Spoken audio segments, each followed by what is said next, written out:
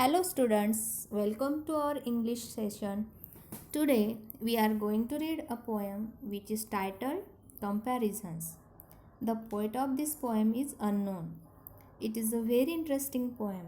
Comparison means to compare between two different or dissimilar things. या कवितेमध्ये दोन वेगवेगळ्या अशा घटकांची तुलना केली आहे की ज्यामध्ये एक वैशिष्ट्य समान आहे. The poet has described different objects which have a common feature.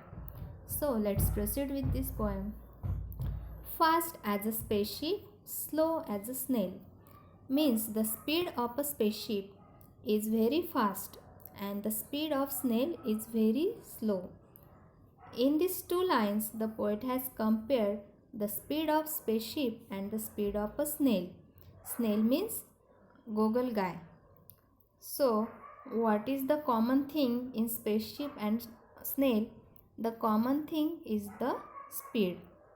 त्या दोन्ही गोष्टींच्या वेगाची तुलना इथे केलेली आहे. Next two lines are big as a dinosaur, small as a nail means the size of the dinosaur is very huge, very big, and the size of the nail is so small.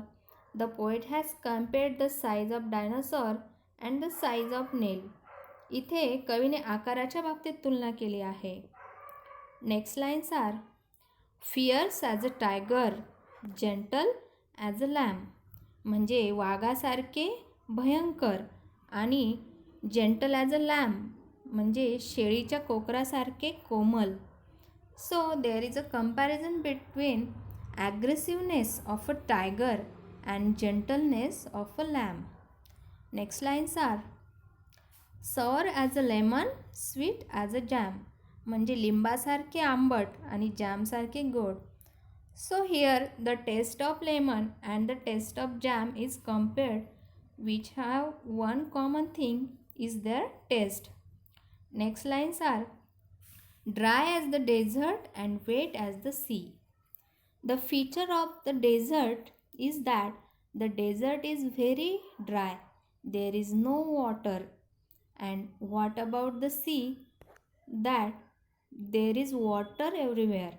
So here is comparison between presence of water in desert and presence of water in sea.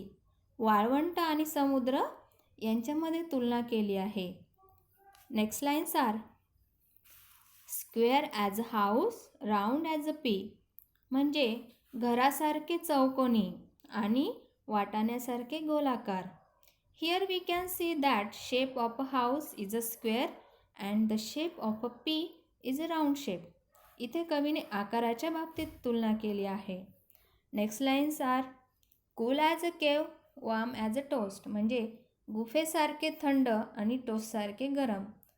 Here the poet has compared the temperature of this things. तापमानाच्या बाबतीत इथे आपल्याला तुलना केलेली दिसते. Next lines are noisy as a road drill, quiet as a ghost. Road drill समान अतिशय गोंगाटमय आणि भूतासारखे शांत म्हणजे आपण सिनेमामध्ये किंवा टी व्हीवर ज्याप्रमाणे भूताचे सीन बघतो त्यावेळेस सगळीकडे शांतता असते, तर त्या शांततेची तुलना इथे केलेली आहे. So here the poet has compared the sound. Next lines are strong as an ox, weak as a kitten.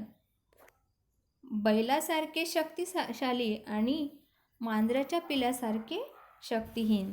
So here poet has compared strength or power between an ox and kitten in form of strongness and weakness.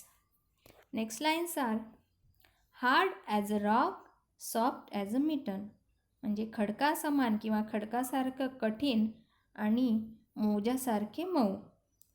So here hardness and softness is compared.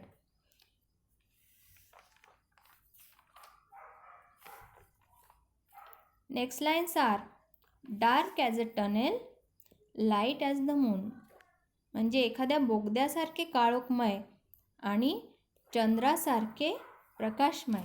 So in these lines, presence of light is compared.